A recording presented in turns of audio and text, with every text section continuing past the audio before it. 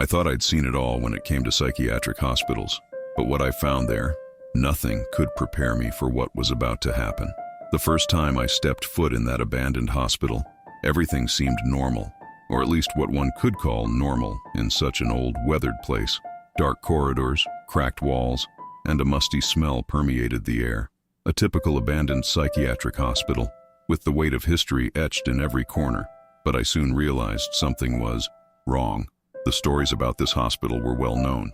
They said it was closed for mysterious reasons after many years of operation. What no one knew was that the place had strange rules that made no sense at all. At first, I thought it was just another rumor, another urban legend about a decades-old psychiatric hospital. But as I began to explore the empty corridors, the feeling that something was being hidden, something no one should know, began to grow within me. I found old records that discussed these rules that would seem absurd to any other hospital. Things like never looking directly into another patient's eyes, always walking with your back to the walls, and even sleeping with the lights on, regardless of the time. The strangest thing was that anyone who disobeyed these rules disappeared. It wasn't just a matter of discipline or control. It was something much deeper and more disturbing. It was as if those rules were a way of keeping something contained, as if something inside that hospital was about to escape. But what? As I delved deeper into the place, the stories became even more bizarre. Stories of patients never seen again, of patients driven mad by following such rigid rules. I began to realize that the hospital wasn't just a place of treatment, but a place where the limits of reality and sanity were tested in ways I couldn't fathom, as if the treatments themselves were designed to cause more fear and confusion than cure. This was beyond any story I'd ever heard. I became more and more immersed in this enigma, until I found a locked room where the hospital's darkest secrets were kept. But what I discovered there, it would change everything I thought about that place.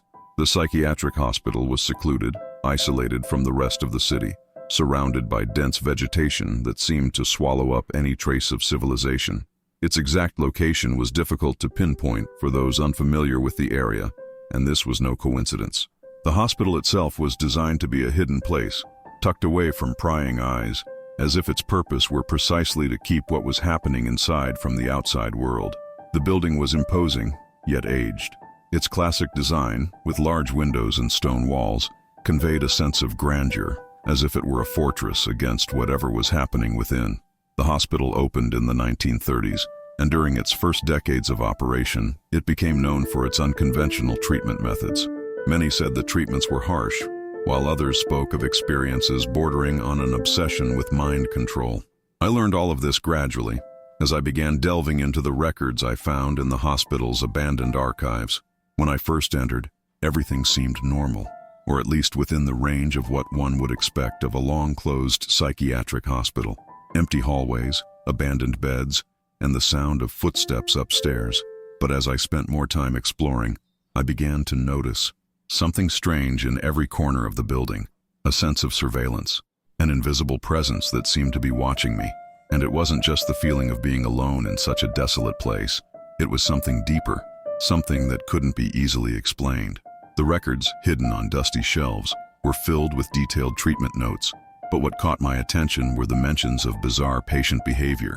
The hospital's strange rules, as many called them, were there, tucked into the pages, written with almost obsessive precision.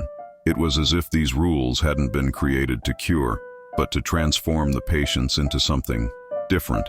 With each page I turned, I felt more immersed in a story I knew had no end. The rules outlined behaviors to be strictly followed: no loud talking, no interacting with other patients, and above all, no questioning the doctors and nurses. And it wasn't just a matter of discipline, it was a control that bordered on the absurd. That hospital seemed to have been the center of experiments, some considered harmless, others more disturbing. Some patients were medicated in extreme ways, others were forced to participate in therapies that involved complete isolation. The use of solitude was one of the most discussed treatments. They believed that extreme isolation could cure or even transform the most disturbed minds. It's one thing to be alone, but quite another to be forced to stay in a dark room without any human contact for days or even weeks. They said this cleared the mind. However, what really happened to the people who underwent these experiences? Did they leave cured, or did they leave different? With each new record I found, the stories grew stranger. There was one about a woman who, after undergoing a session of sensory deprivation treatment, was never seen again. She simply vanished, as if erased from the hospital's history, and no one could ever explain what happened to her. But the strangest thing was that no one spoke of her. Her name disappeared from the records, and the patients who were there at the same time didn't even remember who she was, as if something had been erased from the collective memory of that place. The silence surrounding her disappearance was so absolute it was deafening. I knew I was at a point of no return. Every piece of that story seemed to connect to a larger truth, a truth that probably should have remained buried.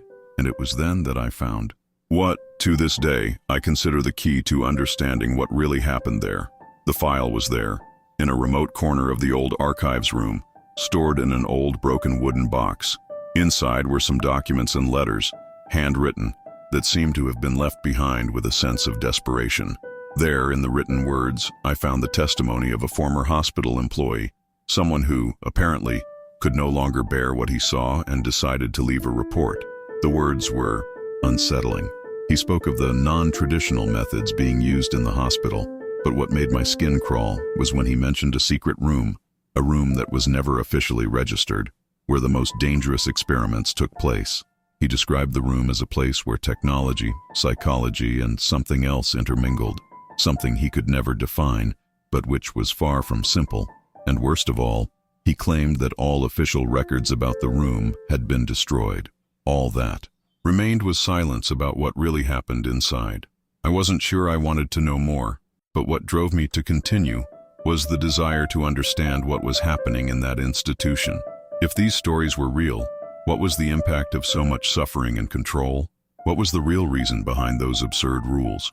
How could a place like that be kept running for so long without anyone knowing what was really going on? These questions began to consume my mind. And then, upon opening a last drawer, I found a series of old photos. Photos of patients, doctors, and even some of the treatments performed. But something about the images disturbed me even more. In one of the photos, a patient was looking directly at the camera, with a strange smile on his face, and a look that didn't seem human. That expression, those eyes, I knew something was very wrong. In that moment, I understood that what was happening in that hospital was much deeper, much more disturbing than I could ever have imagined. But I needed to know more.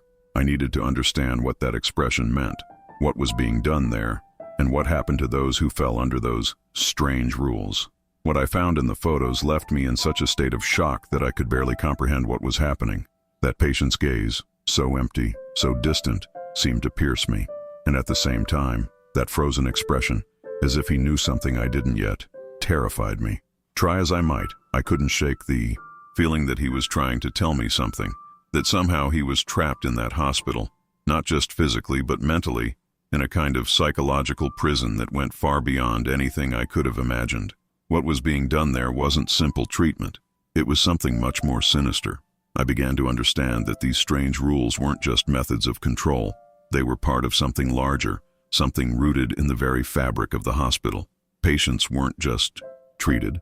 They were manipulated in ways even they couldn't comprehend. The rules, however absurd they might seem at first glance, had a much deeper purpose. They weren't just a matter of discipline, but of construction and destruction. Each rule was a piece in a macabre puzzle that sought to shape the inmates' minds in ways no one could foresee. One of the most disturbing rules I encountered was the requirement to sleep in dark rooms, alone, without any form of light. No one was allowed to light a candle, not even a flashlight. It was as if darkness were the patient's only companion. But the worst part wasn't the darkness itself, but what happened inside these rooms. I heard stories of people forced to sleep in these conditions, and at night, they would hear the sound of laughter coming from the walls, as if some invisible presence were watching and mocking them. It was a muffled, distant sound, but it seemed to grow closer and closer as the night wore on, and somehow, this laughter wasn't normal. It wasn't human. There was something deeply distorted about it. Some patients in despair said that this laughter made their minds crumble, making them increasingly unstable. But the scariest thing wasn't the laughter. The scariest thing was what no one really knew. No one knew the true reason behind these rules. Why was darkness so important? Why were these seemingly meaningless rituals so rigidly enforced? I became obsessed with these questions, and as the answers began to form, in my mind, something even more terrifying emerged. It was as if each rule had a hidden function, a profound effect on the inmates' psychology, as if they were being molded for something far beyond recovery. They were being forced into a state of vulnerability so extreme that their sanity began to shatter, making them easier to control, easier to manipulate. Imagine being trapped in a place like that. Imagine following these rules every day without knowing what lay behind them, without understanding why you were forced to do things that defy all logic. The stories of patients who lost their minds, of people who forgot who they were or were never seen again, began to make sense. It wasn't just a psychiatric hospital, it was a machine of mental destruction. With each rule broken, with each misstep, the patients found themselves closer to losing their very identity. They became part of something bigger, something beyond comprehension. But what really happened when someone disobeyed these rules? What happened to those who tried to escape those invisible walls that had been erected around their minds? I knew I wasn't just investigating a hospital anymore. I was entering much more dangerous territory, and each step I took led me deeper into a truth that wasn't ready to be revealed. But the strangest thing of all was that the closer I got to the answers, the more I began to question my own sanity. Was I too being manipulated? Was my mind beginning to be affected by the darkness, by the laughter that still echoed off the walls of my memory? I could no longer shake the feeling that something was watching me, that something invisible was pulling me into that place. With each passing day, the hospital became more than just an abandoned building. It became a constant presence in my mind, a shadow that loomed over everything I did. Each discovery seemed to push me further away from reality and closer to something much greater, something much more terrifying. It was at that moment that a new layer of this story began to reveal itself. I found something that would change everything I thought about those patients and, most importantly, about what was happening inside that hospital. But before I could continue, I knew I was only at the beginning of a journey even more terrifying, darker than I could have ever imagined. I was beginning to realize that everything I had known until now was just a facade, a carefully constructed illusion to keep me from the hidden truth. And with that, answers began to appear. But so did new, more difficult to answer questions. What I was about to discover was about to change everything. But the revelations that followed were increasingly bizarre, more terrifying, and as much as I wanted to stop, I couldn't turn back. I was increasingly immersed in that journey, but there was something that kept lingering in my mind. The stories, the urban legends, the rumors that persisted about that psychiatric hospital, even years after it had closed. The town spoke of the hospital with an almost reverent manner, as if the horrors that occurred there were sacred, as if the place itself were cursed. And the stories I heard, some even from people who had worked there, gave me a much deeper insight into everything that happened there. What made me most uneasy was the story of a former nurse, someone who seemed to have experienced the entire process of working and living inside that hospital. He told me, with a trembling voice, that some patients never left, not because they died, but because they simply disappeared. They fell off everyone's radar. There were no records, no official explanation of what had happened to them. The doctors and nurses tried to distance themselves, as if the subject were taboo, something that shouldn't be touched. But on one of the darkest nights, this nurse told me what he truly believed. He was certain that those patients hadn't been taken elsewhere, but rather transformed. Something inside them was changing them, irreversibly. They were no longer the same. One of the most disturbing stories he told me was about a man named Marcos. Marcos had been hospitalized after suffering a mental breakdown due to the trauma he carried from his past. He was one of the patients who, for some reason, began to show more resistance to conventional treatments. The rules imposed on him seemed to have no effect, and the more they forced him to follow the treatments, the further he became from reality, until one day he disappeared. No one knew where he had gone or what had happened to him.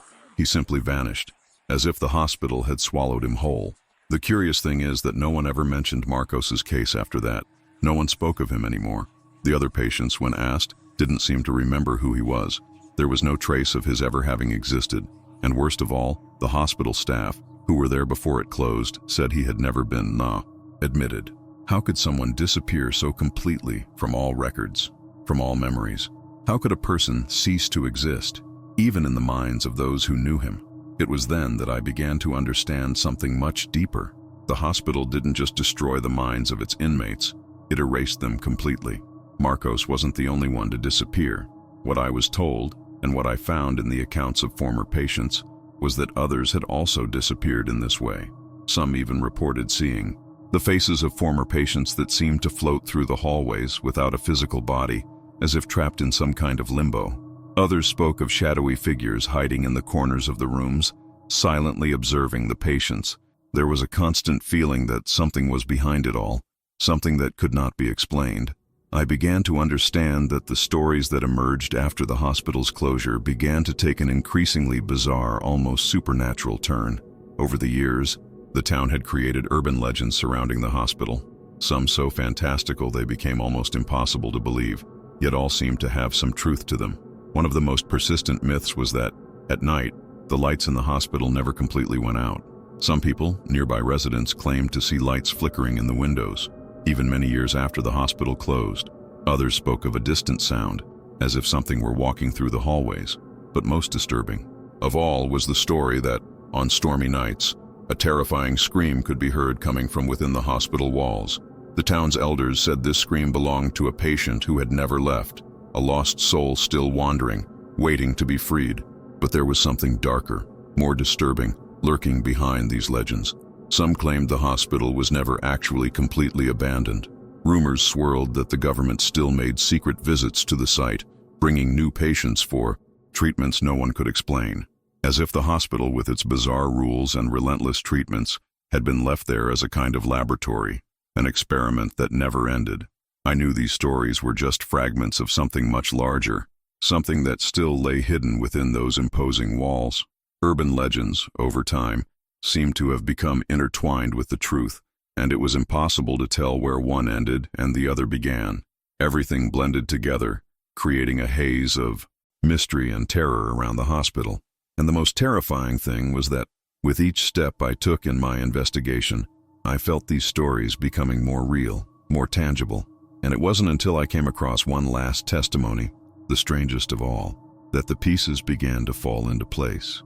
This testimony came from someone who had worked at the hospital during its final years. He asserted that the hospital's true purpose was never just to treat patients, but to use their pain and suffering for something much darker. They were somehow being used to fuel something that even the most senior doctors dared not discuss. But what exactly was being fueled, I still didn't know. And as the pieces of this puzzle began to fall into place, what I would discover next would change everything. What I found inside that hospital was beyond what any sane mind could bear. With each revelation, with each story told, I found myself further lost in a deep abyss, where the line between reality and the supernatural became ever more blurred. What appeared to be a common psychiatric hospital, with rigid and perhaps even antiquated treatment methods, turned out to be a veritable field of psychological experiments, where patients were not only treated, but manipulated and, worse still, erased from history. The rules the inmates were forced to follow were not merely bizarre, they were the keys to a cruel and relentless transformation, an experiment aimed at something far more sinister than anyone could have imagined. The stories of missing patients like Marcos, the man who simply vanished without a trace, began to make sense. It wasn't just the hospital that had swallowed them. It was something deeper, a transformation no one could comprehend. When the doctors and nurses left, when the hospital closed, legends took over. But contrary to what many thought, the stories weren't just rumors or people's imagination. They were fragments of a hidden truth, an echo of something still trapped within the walls of those facilities. Even after years, the psychiatric hospital wasn't completely forgotten. Legends and rumors continued to grow, and clandestine visits from people trying to discover what really happened there became more frequent.